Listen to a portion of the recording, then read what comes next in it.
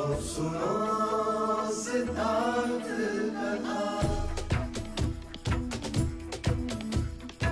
सत्य कथा,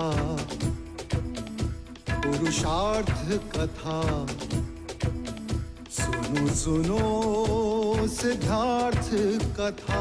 चढ़ते सूरज सा तेजवान वो कीर्तिमान, हुंकार भरे जब कूच करे, थर थर कांपे आसमान।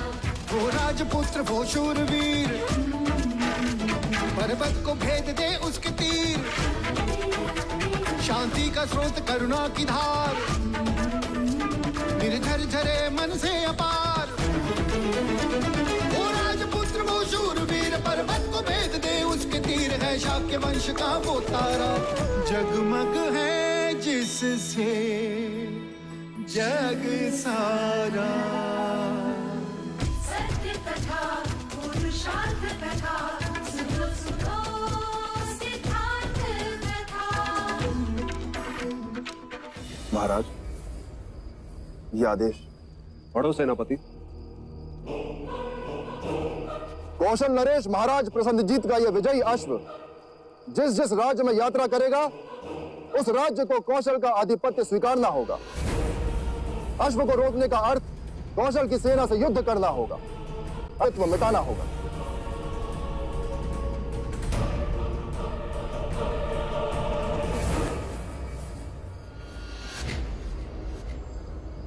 कौशल नरेश महाराज प्रसन्नजीत की, महाराज प्रसन्नजीत की, महाराज प्रसन्नजीत की, महाराज प्रसन्नजीत की, महाराज प्रसन्नजीत की, महाराज प्रसन्नजीत की, महाराज प्रसन्नजीत की, महाराज प्रसन्नजीत की, महाराज प्रसन्नजीत की।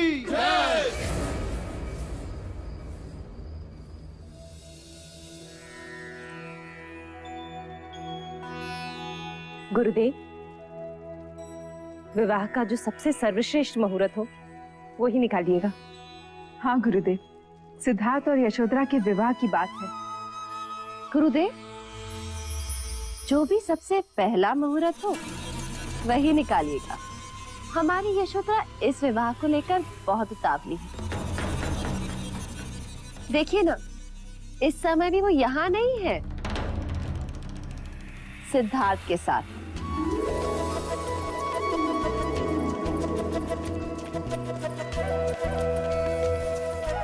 सिद्धार्थ, क्या कर रही हो बेटा? तुमसे बदला ले रही हूँ। अरे वो तो पैसे की है।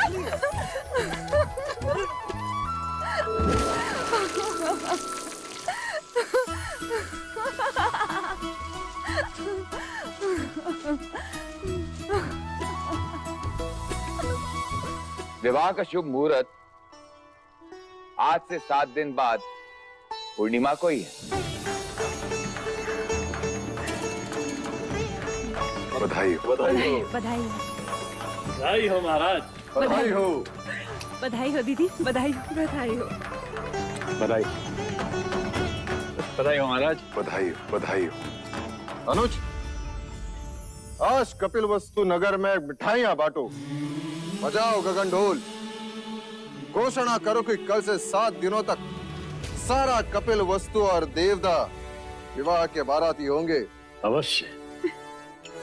ऐसा आमंत्रण तैयार करो कि भारतवर्ष का कोई भी राजा युवराज के विवाह में आने का लालच रोक न सके। इस बार कौशल नरेश प्रसन्नजीत, मगध नरेश, महाराज बिंबिसार और वैशाली के लिच्छवी सारे एक साथ कपिल वस्तु के अतिथि होंगे। बधाई हो।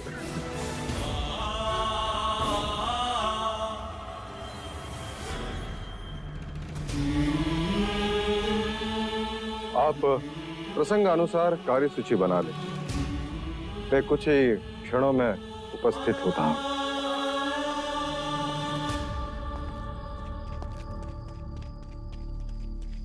महाराज, गुप्तचर आर्यक का प्रणाम स्वीकार करें। आर्यक, क्या समाचार? महाराज, समाचार अशुभ है। कौशल नरेश प्रसन्नजीत ने अश्वमेघ यज्ञ पूर्ण कर लिया और प्रयत्न पूर्वक उस अश्व को शाक्य गणराज की ओर धकेला जा रहा है। कोई पर्याय? केवल दो, या उनके आधिपत्य को स्वीकार करें या फिर युद्ध। तो फिर युद्ध ही होगा। अपने गुप्तचरों को चौका न करो और उनके अश्व की दिशा पर हर समय दृष्टि बनाए रखो। इस समय उनका अश्व कपिल वस्तु से कितनी दूरी पर? 7 दिवस की दूरी पर है महाराज। 7 दिवस। विवाह का शुभ मुहूर्त आज से 7 दिन बाद पूर्णिमा को ही।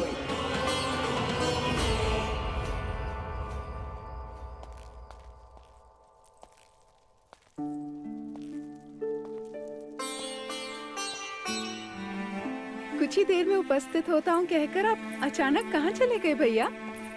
हम सब कब से आपकी राह देख रहे थे।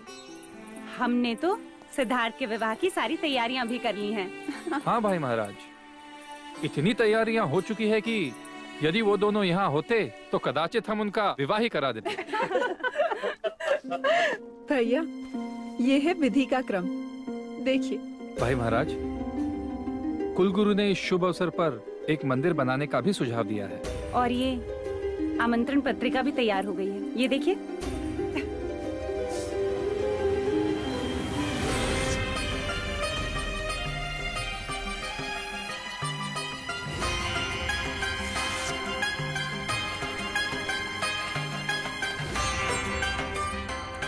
देव, आमंत्रण विवाह का नहीं, युद्ध का होगा। स्वागत के स्वर नहीं, युद्ध के नगाड़े बजेंगे।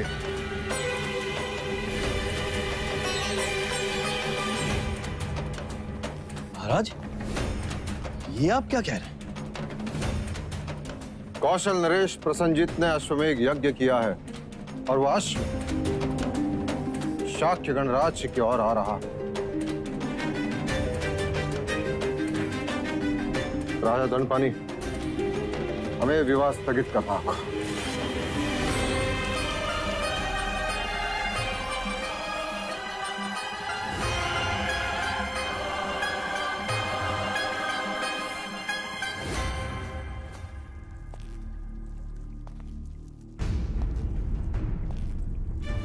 भाई महाराज, क्या प्रसन्नजीत का अश्व शाक्य सीमा में प्रवेश कर चुका है?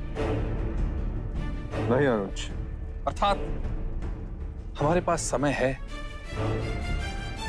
हाँ महाराज, और ये भी तो हो सकता है कि वो अश्व कपिल वस्तु की सीमा में प्रवेश करे ही ना। फिर तो हम सिद्धार्थ और यशोधरा का विवाह कर सकते हैं। हाँ, वैसे भी विवाह को पीछे धकेलना अच्छा नहीं, फिर पता नहीं कब क्या हो जाए। जब निर्णय लिए जा रहे हो मंगला, तब दूसरों के मन में दुविधा उत्पन्न करना अच्छी बात नहीं। अमिता, मैं तुम्हें वचन देता हूं, विवाह होगा, अवश्य होगा, धूमधाम से होगा, परंतु युद्ध के पश्चात। युद्ध में कोई अनहोनी हो गई तो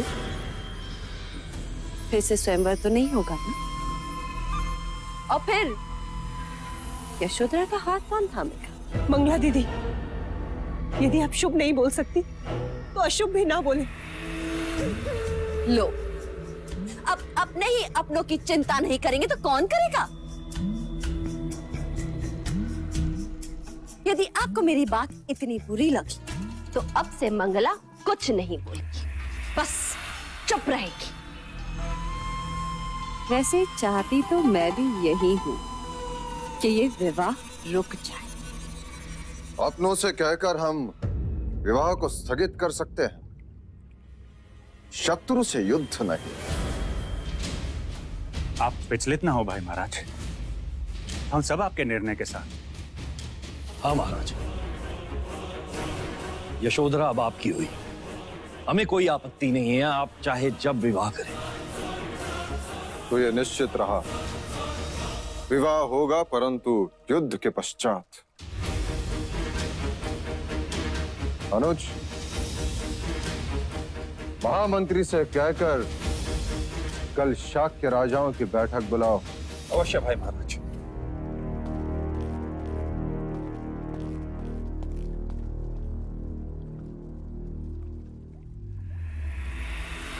अब तो श्रीफल चढ़ाने ही पड़ेंगे।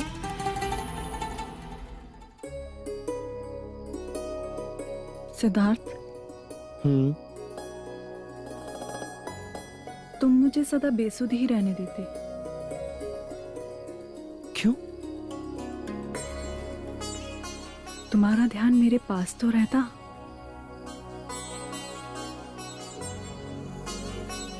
मैं तुम्हारे पास ही हूँ गोपा। पर ध्यान वो कहाँ है? वो तो कभी किसी पंछी के पीछे, कभी किसी सितारों के साथ, तो कभी किसी ब्रह्मांड में। ना जाने कहाँ कहाँ खो जाते हो। सच कहूं, मैं स्वयं भी नहीं जानता।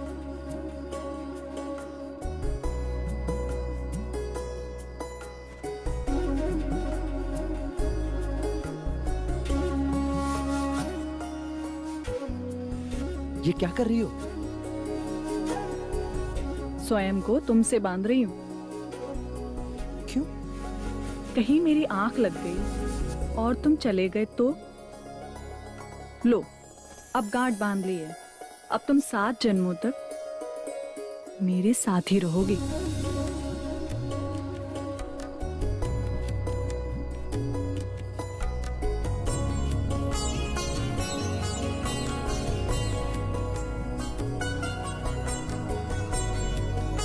युवराज!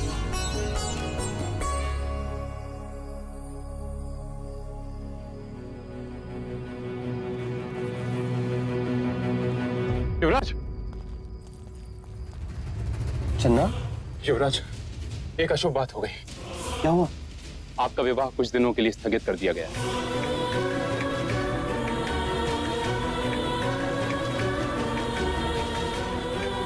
पर क्यों? क्योंकि प्रसन्नजीत ने अश्वमेध यज्ञ कर अश्व को छोड़ दिया है। कपिल वस्तु में अश्व के आते ही युद्ध होगा।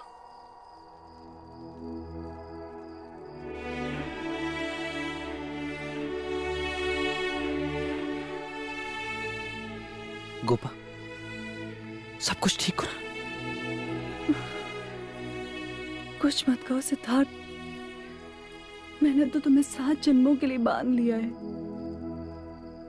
अब विवाह हो या ना हो, देखो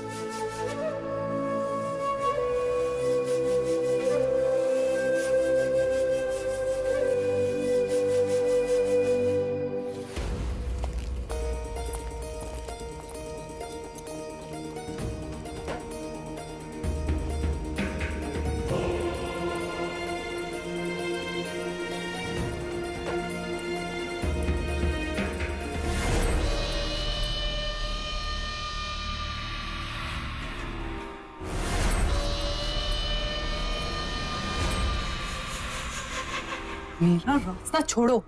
कैसे छोड़ दूं? रास्ते में तुम जो मिल गई हो, तुम्हें कैसे छोड़ दूं? मुझे तो लगा था कि अब तुम कभी मेरे सामने नहीं आओगे। क्यों? स्वयंवर की पराजय ने मुझे काला कर दिया है तुम्हारा। माना कि मैं स्वयंवर में पराजित हुआ, परंतु मेरा भाग्य पराजित नहीं हुआ है अभी। अर्थात स्वयंवर के बाद ना तो कौशल से युद्ध का ये शुभ समाचार मिलता, ना तुम्हारा विवाह रुकता, और ना मुझे ये सुनहरा अवसर मिलता। कैसा अवसर?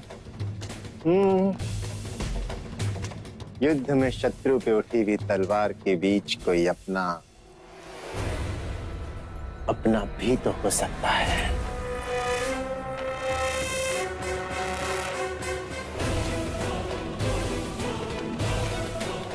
हो सकता है ना?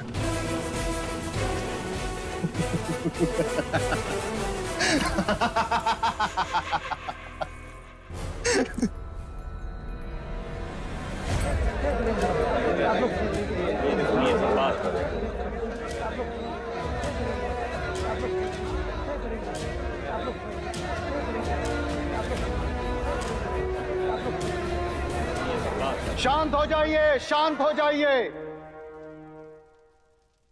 हम पहले केवल एक ही उत्सव मनाने वाले थे, परंतु मां अभ्या की कृपा से अब हम 2 उत्सव मनाएंगे। एक प्रसन्नजीत को पराजित करने का और दूसरा सिद्धार्थ के विवाह का। वैसे आप सारी परिस्थिति से अवगत हैं। यदि प्रसेनजीत हमारी देश की ओर देखेगा तो उसे मुंह की खानी पड़ेगी। हमें एक होकर युद्ध करना होगा और उसके अश्व को रोकना होगा। और उसके अश्व को ना रोका तो उसका अर्थ यह होगा कि हमने कौशल का आधिपत्य स्वीकार कर लिया। हमारे पास केवल 2 ही पर्याय है, कौशल का आधिपत्य स्वीकार करे अथवा उनसे युद्ध करे।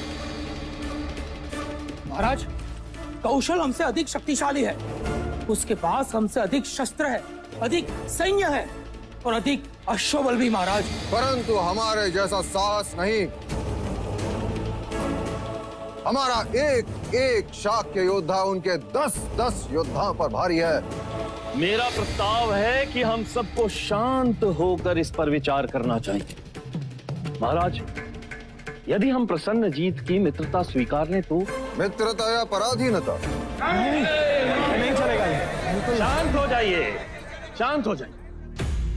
महाराज, इससे हम धन और जान की हानि होने से बच सकते हैं। यदि वो हमारे अपने प्रदेश में हमारा अधिकार सुरक्षित रखता है तो इसमें हमें आपत्ति क्या होनी चाहिए? बलशाली मित्र कौन नहीं चाहता महाराज? अर्थात मित्रता के नाम पर हम उनके दास बन जाए? ये मत भूलिए राजा दंडपानी, शाक्य देश एक आदर्श गणराज्य है और उस पर कोई और राज्य करे ये स्वप्न भी नहीं होने देंगे हम। नहीं होने देंगे, नहीं होने देंगे। क्या आपको युद्ध से भय लग रहा है राजा दंडपानी?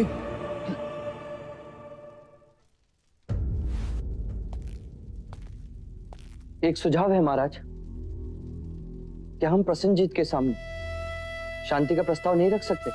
शांति का अर्थ समझने वाले अश्वमेघ यज्ञ किया नहीं करते पुत्र। अब वो शांति की बात तभी समझ पाएगा जब वो युद्ध में पराजित होगा। अब केवल एक ही उपाय है, वो है युद्ध। क्या आप सभी मेरे युद्ध प्रस्ताव से सहमत हैं? महाराज शुद्धोधन की, महाराज शुद्धोधन की, महाराज शुद्धोधन की, महाराज शुद्धोधन की।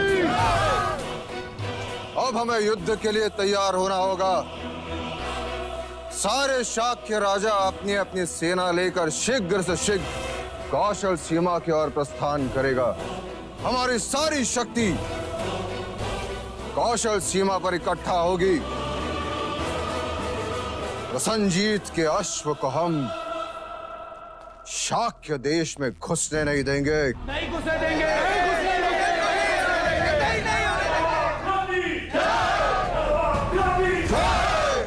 शाक्य कुल की, शाक्य कुल की।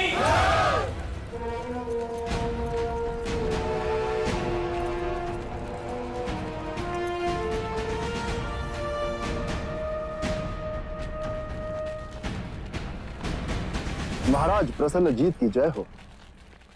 बधाई हो महाराज, हम बिना लड़े ही युद्ध जीत गए। हमारे और शाक्यों के बीच जो राज्य था, वहां के नरेश आपके प्रस्ताव को स्वीकार करना चाहते हैं। उत्तम, अति उत्तम सेनापति बहादुर। ये हमारी विजय का प्रारंभ है। आइए राजन।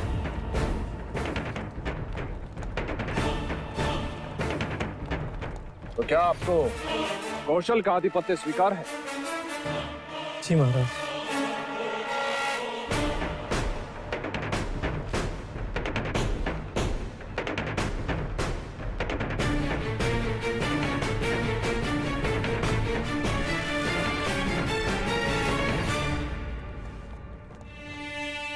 ये हमारी तरफ से आपको भेंट।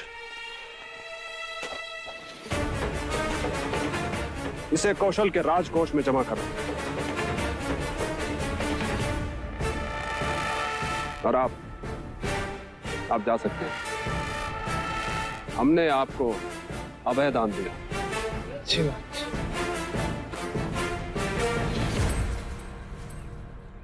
मुझे ऐसे छोटे छोटे राज्य नहीं, बड़ा देश चाहिए। हमारा अगला लक्ष्य है शाक्य देश का कपिलवस्तु। महाराज, शाक्यों को पराजित करना इतना सहज नहीं है। वो बड़े शूरवीर हैं और उनमें बड़ी एकता है। और हमने फूट डाल दी और उनका एक राजा हमारा साथ देगा। और एक बड़ी दीवार को गिराने के लिए एक दरार ही पर्याप्त है।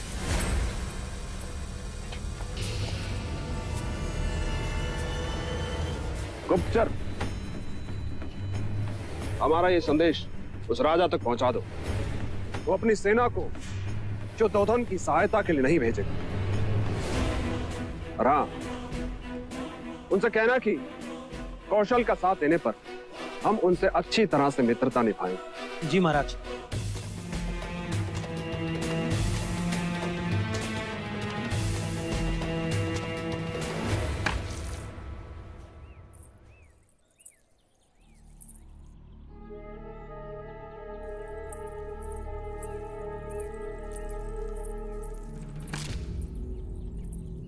ये क्या कर रही हो मंगला दीदी? इतने सारे श्रीफल? पूरे 10 सैकड़े। पर किसको? क्योंकि इतने जाप जो करने हैं। जाप? पर क्यों? जो काम आपको करना चाहिए महादेवी, वो मैं कर रही हूँ। मानो आई बला को टाल रही हूँ। इतना बड़ा अपशगुन है कपिलवस्तु के लिए। अपशगुन? कैसा अपशगुन? शाक्य कुल की औरतें बातें करने लगी। मुझे अच्छा नहीं लगा, परंतु क्या करूं? मैं तो नाम लेने से भी डरती हूँ।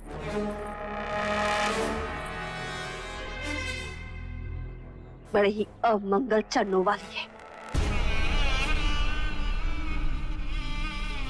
अरे सिद्धार्थ से इसके विवाह की बात क्या चली?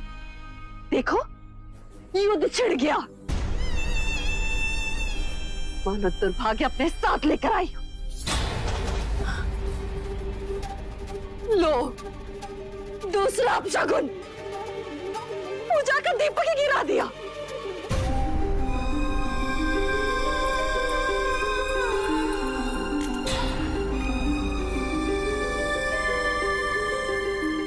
यशो, जानती भी हो तुम क्या कह रही हो मंगला दीदी? यदि देवदत्त के साथ यशोधरा का रिश्ता होता तो भी ऐसी ही बात कहती। केवल बात ना करती, रिश्ता तोड़ के दिखा देती। दया आती है तुम्हारी सोच पे मंगला दीदी। कल तक जिसका नाम लेकर तुम्हारी जीवा सूख जाती, जिसके साथ अपने पुत्र के विवाह के सपने देख रही, एक ही रात में वह अपवित्र अमंगल अपशगुन हो गई। और नहीं तो क्या महादेवी, हाथ कंगन को दर्पण क्या? देख लो, यशोधरा के पद चिन्ह।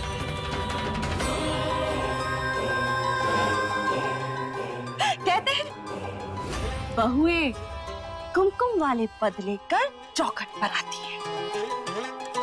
और ये तो रक्त रंजित पद लेकर आई है।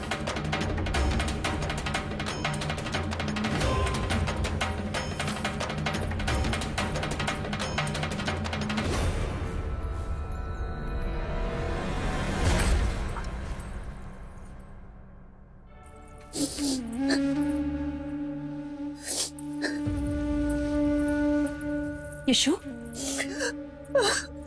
बुआ, आप जो प्रायश्चित कहेंगी मैं करूंगी। मैं नहीं चाहती कि मेरे कारण प्रजा या राज्य पर कोई भी विपदा आए। पगली, ये कैसी बातें कर रही है तू? जिसको जो कहना है वो कहे, पर मेरे लिए तो तू बड़ी भाग्यवान है जो मेरे पुत्र को समझती।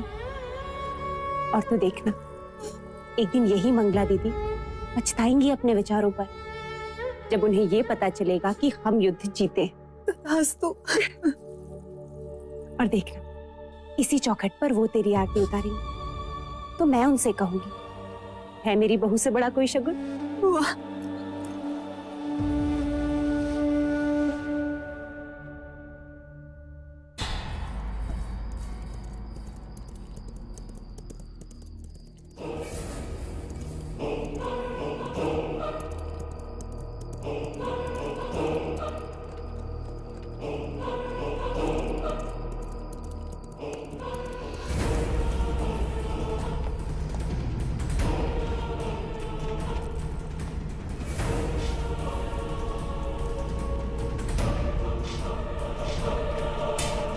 महाराज की जय हो। महाराज, एक महत्वपूर्ण सूचना है। कौशल नरेश का अश्व हमारी सीमा में प्रवेश कर चुका है। महाराज प्रसन्नजीत ने आपके लिए गुप्त संदेश भेजा है। महाराज ने कहा है आप उनका साथ देंगे तो वो इच्छा पूरी करेंगे।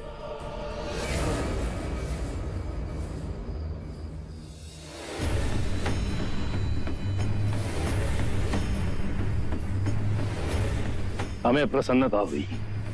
अपने महाराज से जाकर कह दो कि उनकी मित्रता हमारे लिए प्राणों से भी अधिक है। उनके आदेश का पालन हो। जी।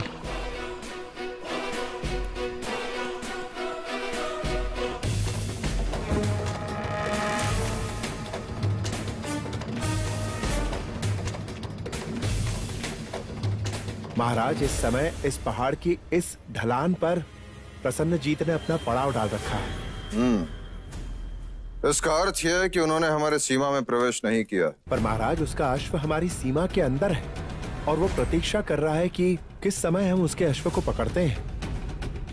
भाई महाराज, हमारे सारे शाक्य राजाओं की सेना इस पहाड़ी की दूसरी छोर यहां इकट्ठा हो रही है। हमारी सेना कब तक एक हो जाएगी? मात्र 2 दिन में महाराज।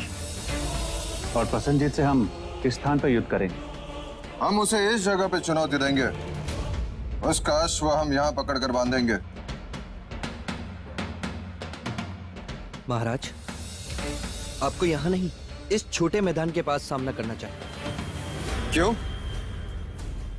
इस मैदान में लड़ने का क्या कारण? यहाँ तो सेना उलझ जाएगी। महाराज, इस छोटे मैदान के चारों ओर ढलान है और यहाँ जाने का सिर्फ एक ही रास्ता है। बाकी सारे रास्ते छोटे हैं और ऊपर से नीचे की ओर है। हमारी सेना यहाँ ऊपर होगी और उनके नीचे। इस तरह उन्हें लड़ते हुए ऊपर चढ़ने में कठिनाई होगी और इसका ये लाभ होगा, कौशल की बड़ी सेना का एक साथ सामना भी नहीं करना पड़ेगा। अर्थात महत्वपूर्ण युद्ध इस खाई में होगा। उनके लिए खाई, हमारे लिए चोटी। यानी शत्रु की सेना नीचे और हम ऊपर। हमारा निशाना उन पर अचूक लगेगा महाराज। और प्रसन्नजीत की सेना को भारी नुकसान।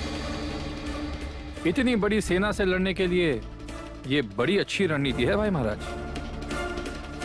बधाई हो सिद्धार्थ, बधाई हो क्षत्रिय। बधाई मुझे नहीं, आचार्य कौंडिन्य को देनी चाहिए। उन्होंने ही हमें यह नीति सिखाई और साथ ही हमें यह भी सिखाया कि जहां तक हो सके युद्ध को रोक देना चाहिए, क्योंकि युद्ध केवल विनाश अर्जित करता है।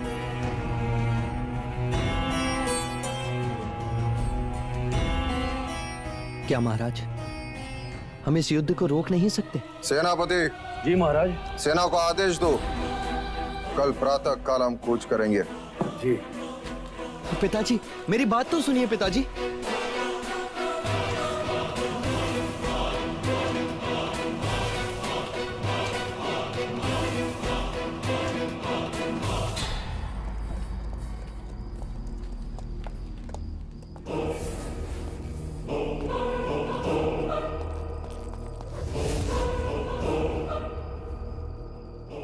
कौन है तो?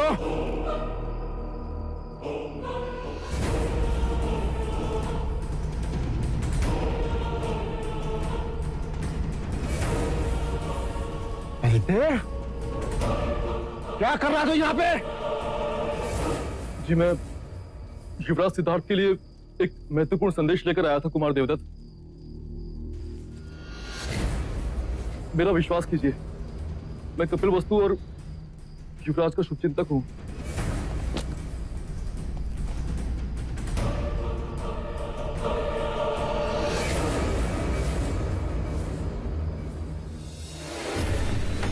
तो कौशल का गुप्तचर राजा दंड पाने के लिए ये महत्वपूर्ण संदेश लाया। नहीं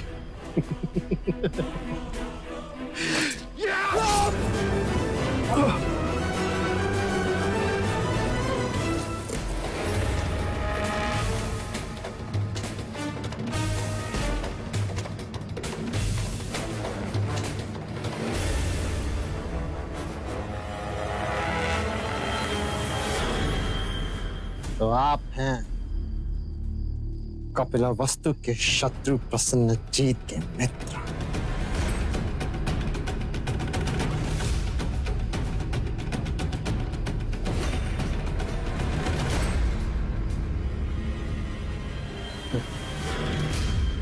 और तुम हो अपने ही घर के भेदी। देवदत्त, मैंने तो केवल अपनी महत्वाकांक्षाओं को पाला है, किंतु तुमने और तुम्हारे पिता ने तो कई बार अपने ही भाइयों को मारने का प्रयत्न किया है। क्या हो राजा दंडपानी, यदि ये संदेश मैं महाराज शुद्धोधन को दे दूं,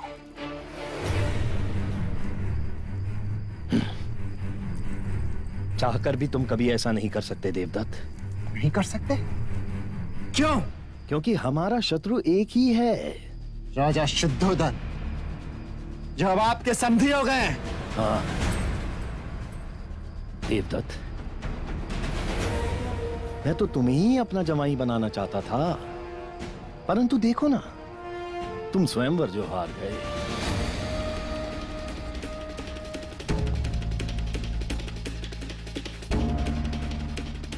देवदत्त, तुम मेरी सहायता करो और मैं तुम्हारी करूंगा। ये कौशल राज के गुप्त संदेश की बात हम तक रहे, बस।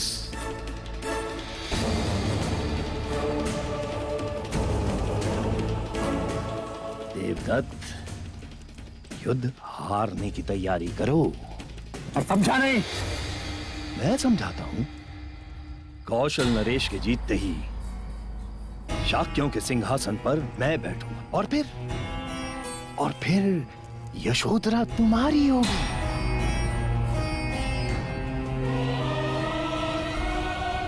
और फिर मैं तुम्हें अपना उत्तराधिकारी घोषित कर दूंगा। तुम्हें देवदत्त।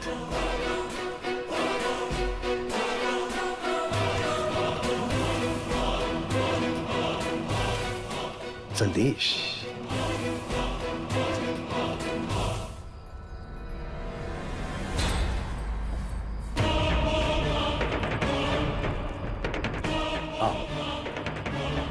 आओ।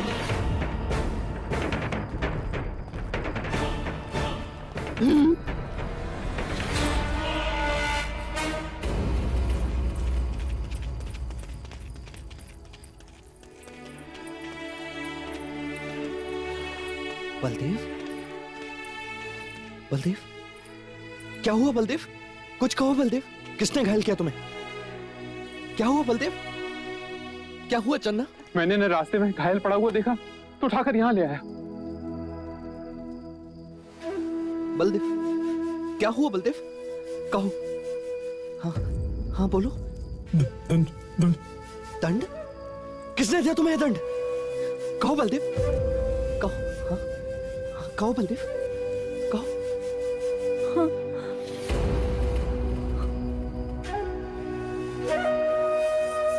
हाँ बोलो। पानी, पानी लाओ।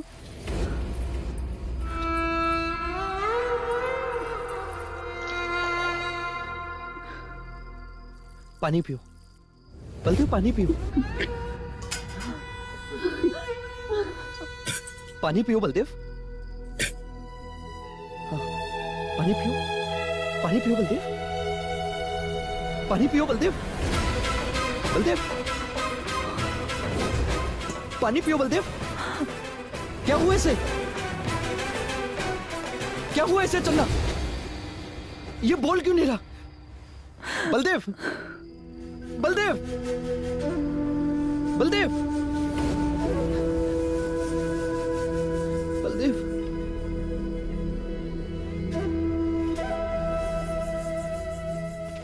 कहो चन्ना, क्या हुआ इसे? अब ये कभी नहीं बोले। कभी नहीं बोलेगा? अर्थात ये बेसुध है। बलदेव, तुम जाओ, जाकर राजवैद्य को बुला के लाओ। जाओ चन्ना, जाकर राजवैद्य को बुला के लाओ। सुध उसे आती है जो बेसुध हो, जिसमें प्राण हो। ये अपने प्राण खो चुका है सिद्धार्थ। नहीं, ये केवल बेसुध है। बलदेव, कहो बलदेव, क्या हुआ? मैंने इसे अभय वचन दिया, इसे कोई नहीं मार सकता। ये बोलेगा। बलदेव, बलदेव, कुछ कहो, कुछ कहो बलदेव। युवराज, युवराज, ना तो इसकी सांसें चल रही हैं, ना ही हृदय गति।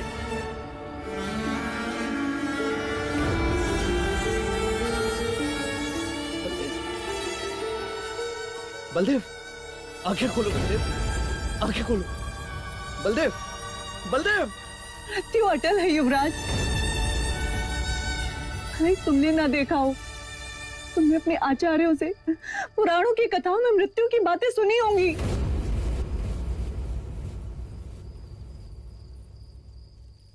परंतु ऐसे कैसे प्राण शरीर को त्याग सकते हैं? यही जीवन की सच्चाई है सिद्धार्थ। नहीं, युद्ध भूमि में न जाने कितने अपरिचित परिचित शवों को आपको देखना होगा युवराज।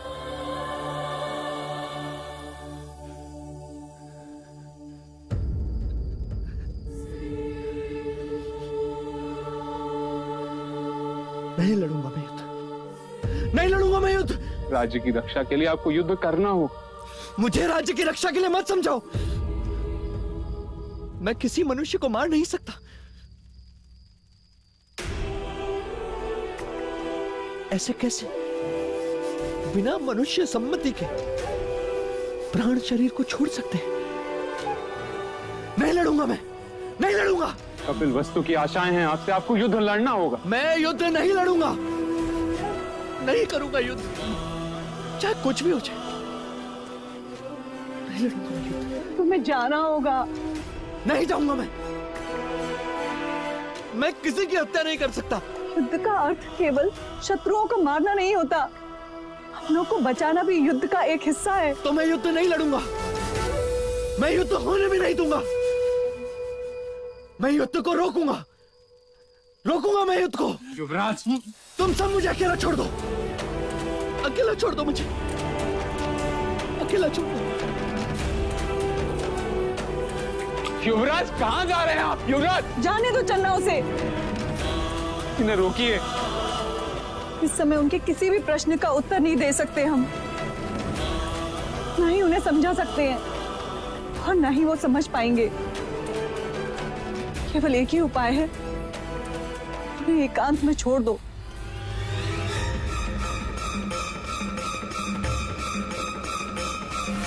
मृत्यु अटल है युवराज, अटल है युवराज।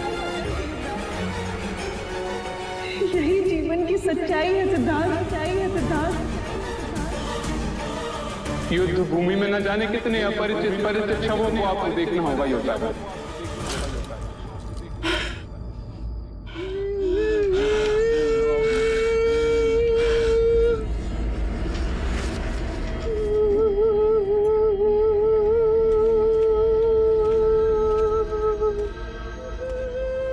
कौन हो तुम?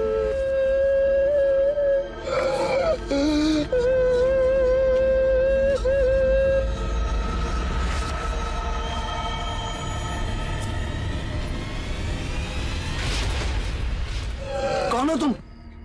मैं तुम ही तो। तुम्हारे की भावना, माया, करुणा, दया, और मैं तुम्ही में छुपा हुआ तुम हूं।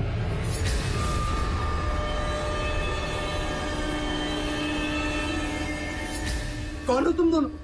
मैं जल हूं, मैं मिट्टी हूं, मैं दया हूं, मैं माया हूं, मैं करुणा हूं जो स्नेह को जन्म देती है।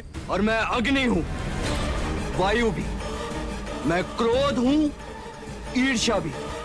मैं अहम भी हूं, जो साहस जगाता है, जो पराक्रम करवाता है, जो मनुष्य को सर्वोच्च शिखर पर ले जाता है। साहस अंधा होता है सिद्धार्थ, जैसे तुमने आज एक अनुचित कार्य किया। अनुचित कार्य? मैंने क्या अनुचित कार्य किया? युद्ध की व्यू रचना दिखाकर तुम भी तो युद्ध में भागीदार हो ही गए। तुमने कोई अनुचित कार्य नहीं किया। युद्ध अनिवार्य है, विजय क्षत्रिय का कर्म है, और वही तुमने किया। युद्ध केवल विनाश संचित करता है सिद्धार्थ, जानते हो तुम। और युद्ध से ही विजय की प्राप्ति होती है, ये बात मानते हो ना तुम? बलदेव की मृत्यु पर क्यों रोए, क्यों विचलित हुए तुम? और व्यू रचना दिखाने पर सम्मानित भी हुए तुम। युद्ध का परिणाम सैकड़ों शव, रोते हुए रिश्तेदार, वो घाव जो कभी ना मरे। ये मिट्टी, ये माया, ये दया, ये करुणा तुम्हें आंसुओं में बहाकर ले जाएंगे, तुम्हें अपने लक्ष्य से भटका देंगे। ये अग्नि क्रोध तुम्हें भस्म कर देगी सिद्धार्थ। मत सुनो, अपने स्वार्थ का ध्यान करो, परमार्थ का कर्म करो।